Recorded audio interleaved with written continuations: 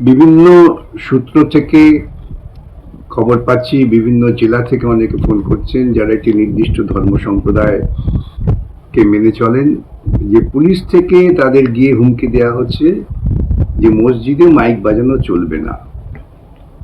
পুলিশের এই ভূমিকাটা আইনসম্মত নয়।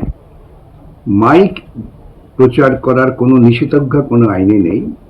যেটা নিষেধাজ্ঞা আছে তা হচ্ছে পলিউশন কন্ট্রোল বোর্ড তারা নির্ধারণ করে দিয়েছেন যে শব্দের মাত্রাটা কত হবে। বিভিন্ন এলাকায় সেই মাত্রার বিভিন্নতা আছে।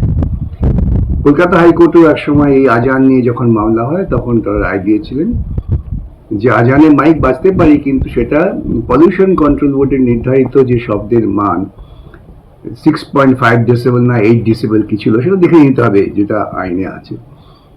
সেই সীমার মধ্যেই আওয়াজকে রাখতে হবে যাতে অন্য কোনো মানুষের শব্দ দূষণ না হয়। অতএব আপনারা প্রত্যেকেই ভারতবর্ষের নাগরিক হিসেবে আইন মেনে চলবেন, আইন মেনে কাজ করবেন এবং পলিউশন কন্ট্রোল বোর্ডের নির্ধারিত যে শব্দ সীমা তার মধ্যেই মাইক বাজাবেন। এর বাইরে যদি পুলিশ এসে আপনাদের বলে মাইক সরিয়ে নিন, মাইক খুলে নিন, তাহলে পুলিশকে সবিনয়ে বলবেন যে আপনারা এরকম কোনো আদেশ দিতে পারেন না।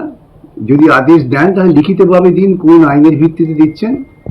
কেন আমরা আইন মানতে চাই, আমরা কোনো রকম খেয়াল খুশিপনার মধ্য দিয়ে চলতে চাই না।